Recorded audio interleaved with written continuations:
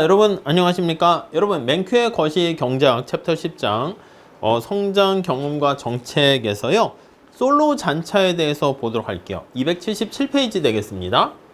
자, 솔로 잔차라는 것은 뭐야? 우리 기본적으로 기술 진보를 측정하는 거였어서요. 그래서 첫 번째 줄에 보시면 솔로 교수가 이 솔로 잔차 얘기할 때는요 기술 진보와 관련한 얘기를 한 것이지, 기술 진보 이해 가십니까? 자, 기술 진보는 약간 단기적인 어떤 얘기를 하기보다는 장기적인 측면에서의 접근이에요. 장기적인 접근, 이렇게 장기적인 측면에서 얘기를 하는 것이죠. 오케이? 자, 그런데 두 번째 줄에 에드워드 프레스캇이라는 교수님은, 이분도 노벨상을 받으신 분이죠. 솔로 잔차를 단기간의 기술 변화에 대한 측정치로 간주했어요. 그러니까 우리가 얘기하는 기술 변화 얘기할 때 기본적으로 장기라고 생각하는데 단기로도 접근을 했습니다. 스콧 이렇게 교수는 뭐라고 얘기했냐면, 단기간 여기 나와 있는 솔로 잔차를 단기적인 뭔가 기술 변화에 대한 측정치로 간주하고 접근을 했습니다. 오케이? 이해 가시겠죠? 자, 그래서요 다음 페이지 한번 볼게요. 278페이지. 그러니까 단기적인 측면에서 이 기술 변화가 바로 어떤 경기 변동에 영향을 줄 수가 있다, 이렇게 얘기를 하는 거야. 그러니까 성장인 측면에서 접근하는 게 아니라 이 기술 변화로 인해서 경기 변동에 영향을 줄 수 있다, 이렇게 생각하게 되었고요. 그래서 거기 보시면요 278페이지에 나와 있잖아요. 밑에 첫 번째 달랑 마지막 줄에 보시면 굴공 고딕으로 실물 경기 변동 이론 이렇게 나와 있잖아. 그래서 요거를 RBC 이론이라고 얘기합니다. 리얼 비즈니스 사이클, 이렇게요. 그래서 실물 경기 변동 이론, 이렇게 얘기를 하는 것이죠. 오케이? 이해 가시겠습니까? 자, 밑에 그래프가 나와 있어요. 그래프를 한번 보시면, 자, 수평축이 연도고요. 연도고, 수직축이 어떤 건가 보세요. 퍼센트 변화를 나타내고 있어요. 연도에 따라서. 자, 거기 보니까 파란 색깔이 생산량의 성장, 이걸 나타내. 대략적으로 그릴게요. 여기 보니까 1960년대 이렇게 성장하다가 70년대 초반에 내려갔다가 80년대 초반에 또 한 번 더 내려갔다가 올라갔다가 90년대 이렇게 됐다가 2008년 때 또 이렇게 내려갔다가 이렇게.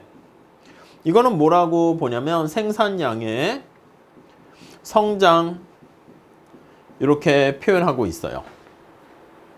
자, 근데 프레스캇 교수가 한번 보니까 솔로 잔차 요걸 측정하는 걸 통해 가지고 봤더니 솔로 잔차 값이 녹색깔로 할게요. 비슷하게 변하는 거야. 비슷하게 약간씩 이렇게 차이는 나지만. 오케이? 이해 가십니까? 이렇게 차이는 나지만 요게 바로 솔로 잔차, 이렇게 돼 있어요. 솔로 잔차.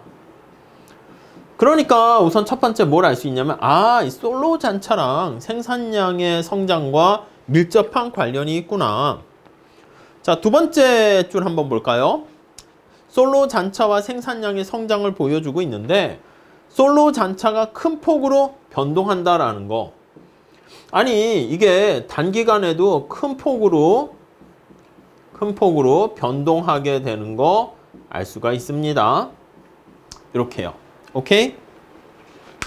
그래서 단기적인 어떤 변동으로부터, 그래서 1982년 같은 경우에는 기술이 퇴보하기도 하였고요. 82년도에 기술이 퇴보. 그러니까 퇴보한다는 게 이제 경기 후퇴랑 관련되는 거죠. 84년도에는 다시 좋아졌고, 결국 뭐냐면 아, 생산량의 성장과 솔로 잔차는 밀접한 관련이 있구나. 밀접한 두 개가 관련이 있다.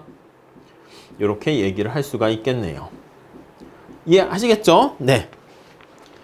그래서 우리가 지금 여기 얘기했던 어떤 경기의 후퇴가 기술에 대한 불리한 충격에서 비롯되는 것이다. 그래서 만약에 경기가 침체되거나 후퇴되었다라는 것은 이거는 바로 기술이 퇴보했다. 이렇게 볼 수가 있는 거야. 자, 그래서 밑줄 치시죠. 기술적인 충격이 단기적인 경기 변동 이면에 있는 원동력이라는 가설과 금융정책은 이런 변동을 설명하는데 어떤 역할을 하지도 않는다는 보완적인 가설, 그게 합쳐지는 거야. 자, 다시. 실물 경기 변동 이론은 무엇입니까? 하면 경기 변동의 원인이 결국은 뭐다? 금융적인 측면은 영향이 없다는 거야. 경기 변동의 원인은 네, 거기 나와 있는 금융정책 이런 것들은 의미가 없는 거야. 정책은 네, 영향이 없고 이게 이제 바로 뭐냐면 정부가 뭐 확장적 통화정책이나 이런 걸 실시했을 때 아무런 영향 미치지 못한다는 거야. 그럼 뭐가 영향 주는데 단기에서 실물적인 기술 충격이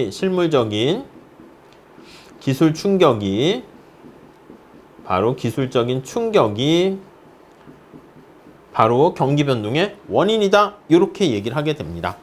물론 마지막 째줄에 밑에서 두 번째 줄 보시면 이러한 프레스콧의 해석은 논쟁의 여지가 많이 있고요. 아직도 많은 경제학자들은 요 솔로 잔차와 관련한 기술 진보 관련된 거는 좀 장기랑 관련이 있다. 이렇게 얘기를 합니다. 그리고 솔로 잔차에 지금 상황 보면은 비슷하게 움직이고 있잖아. 그래서 기술이 퇴보하면은 경기가 후퇴하는 것처럼 요거 두 개가 밀접한 관련이라고 했는데 경기 상황에 경기 프로시클리컬이라고 합니다. 수능적이다. 이렇게 얘기를 합니다. 오케이? 자, 그래서 요거는 다음과 같은 두 가지 측정상의 문제에서 비롯되었다. 이렇게 얘기를 합니다.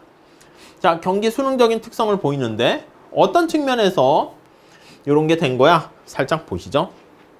자, 첫 번째, 이거 지울게요. 자, 살짝 지워서 다시 봅시다.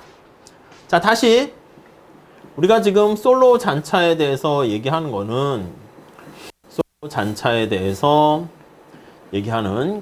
기본적으로 이제 솔로 측면에서 봤을 때 솔로 교수는 장기적인 측면에서 기술 어떤 진보를 반영한다. 그래서 바로 총요소 생산성 이렇게 얘기합니다. 근데 프레스콧 교수는 단기적으로 봤을 때 아니다. 이거 경기가 후퇴되는 게 바로 기술의 후퇴 때문에 그렇다. 그래서 단기적으로 봤을 때 솔로 잔차는 경기의 변동에 대해서 수능적이다. 프로시클리컬이다. 이렇게 주장을 하게 되는 것이죠. 오케이? 이해되시죠? 자, 그런데 아직까지 많은 사람들은 이건 아닌 것 같고 이렇게 주장하기도 해요. 왜?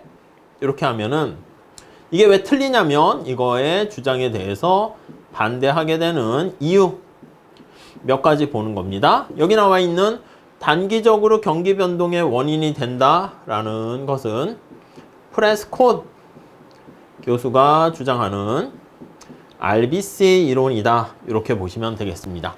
오케이? 자, 왜 그런가? 살짝 볼게요. 두 번째 줄 보시면 경기 후퇴기 동안 기업들은 경기가 회복될 때까지 즉각 투입하기 위해서 당장 필요가 없는 근로자를 고용하는 경우가 있다. 레이버를 홀딩한다는 느낌입니다. 그러니까 경기 후퇴가 되어도 후퇴기에 우리가 봤을 때 노동자를 해고를 확 하지 않는 거야. 노동자의 해고보다는 해고를 하지 않고 원래는 해고해야 되잖아. 하지 않고 거기 나와 있는 것처럼 당장 필요가 없는 것처럼 보이지만 노동자를 그냥 껴안는 거야. 예. 그래서 거기 보시면 이렇게 사장한다는 말을 쓰고 있습니다. 그래서 노동자를 그냥 사장한다, 노동사장 이렇게 얘기합니다. 그러니까 이제 약간 홀딩해서 가지고 있는 거야. 그게 보유하고 있는 거야. 왜냐면 나중에 경기가 좋아졌을 때 이러한 능력을 지닌 노동자를 채용하는데 비용이 더 많이 드니까 커튼 뒤에 잠깐 뒤에 가서 좀 쉬세요. 근데 일은 하는데 할 일도 없는 거지. 빡세게 하는 건 아니야. 그래서 거기 보시면 빡세지 않고 느슨하게 빡세지 않고 느슨하게 일해. 이렇게 된다는 거죠. 오케이. 자, 그러다 보니까 노동 투입량의 측정치가 과대평가될 수가 있고요. 노동 투입량의 감소 없이 생산량이 감소되는 것이기 때문에 아니 해고가 없잖아. 근데 생산량이 감소하는 것이기 때문에 솔로 잔차로 측정된 생산성은 기술이 변화하지 않음에도 불구하고 오히려 하락하게 되는. 그래서 여기에 나와 있는 것처럼 노동을 계속 보유하고 있습니다. 그러니까 노동의 기여도가 더 커지는 거야. 그래서 노동의 기여도는 증가하고 하는 일이 없는데도 어떻게 된다? 계속 보유하고 있는 거죠. 그러니까 솔로우에 거기 나와 있는 잔차는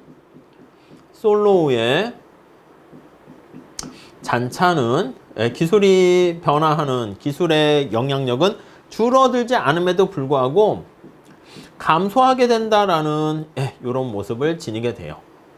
자, 그러니까 경기가 후퇴기에 솔로 잔차가 감소한다. 오, 경기 수능적이다. 이렇게 될 수 있다는 것이죠. 다음 두 번째. 자, 수요가 감소했을 때 기업들은 쉽게 측정되지 않는 것들을 생산한다. 자, 만약에 수요가 감소했어. 스마트폰, 자동차 감소했을 때 원래 이제 자동차나 스마트폰 생산이 팍 줄어야 되는데 거기 보시면 기업은 노동자들에게 어떻게 일을 시키냐면 노동자를 자르기보다는 노동자들에게 측정이 되지 않는 일을 시킵니다. 측정이 안 되는, 포착이 안 되는, 측정이 안 되는 작업을 부여하게 돼요. 이게 뭐냐면 야, 지금 이렇게 경기가 안 좋을 때 뭐 자동차 생산하고 스마트폰 생산해봤자 안 팔리니까 어차피 우리가 청소도 해야 되니까 거기 나와 있는 것처럼 공장을 청소한다거나 오케이? 그리고 거기 나와 있는 것처럼 재고품을 정리하거나 기술을 훈련하는 거야. 이때 오히려 기술 훈련을 해가지고 인적 자본을 축적하고 있다가 나중에 경제가 좋아지면 그때 일을 또 이렇게 성과를 팍 내는 거죠. 자, 그래서 이렇게 일반적으로 측정되기 어려운 일을 하게 되면 거기 생산량은 과소평가될 수밖에 없고요. 그렇게 되니까 솔로 잔차는 기술 이외의 다른 이유로 인해서 역시 마찬가지로 경기 수능적이 된다라는 거 알 수가 있습니다. 요게 이제 어떤 주장이다? 이 사람들의 주장이야. 장기적으로 이 기술 진보는 일정한 거지 경기 수능적이거나 이런 건 아니야 해가지고 네가 보기에는 사실 수능적이지 않은데 그렇게 보여 이렇게 주장을 하게 되고요. 물론 여기 있는 RBC 경기변동 주장하는 이런 실물적 경기변동을 주장하는 프레스캇 같은 학자들은요 또 그에 따른 반박을 하기도 합니다. 거기 보시면 다르게 해석한대요. 자, 실물적 경기변동 이론을 옹호하는 사람들은 불리한 기술 충격에 대한 증거로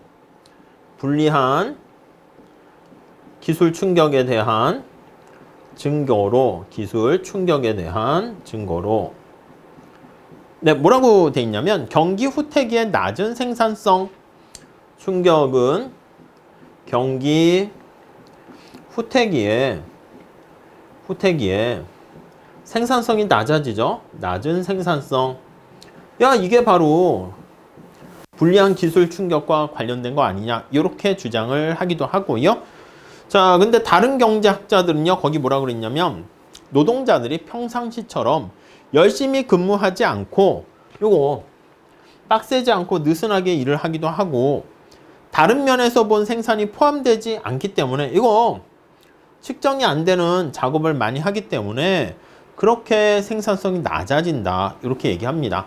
그래서 노동의 사장 사라진다는 거야. 그래서 중요성과 생산량이 잘못 측정돼서 경기 수능적이 되었다는 명백한 증거는 아직 없어요. 그래서 정리를 하면 기본적으로 많은 사람들은 솔로 잔차는 이렇게 기술 진보에 관련돼 있다 이렇게 보긴 하지만 아니다. 오히려 경기 수능적인 경기 변동에 영향을 주는 역할을 하기도 한다. 이렇게 주장하는 사람들도 있다. 이렇게 보시면 되겠습니다. 자, 이렇게 정리하시고요. 우리 다음 시간에는 성장을 촉진하는 정책에 대해서 같이 한번 공부해 보도록 하겠습니다. 다음 시간에 이어서 할게요. 감사합니다.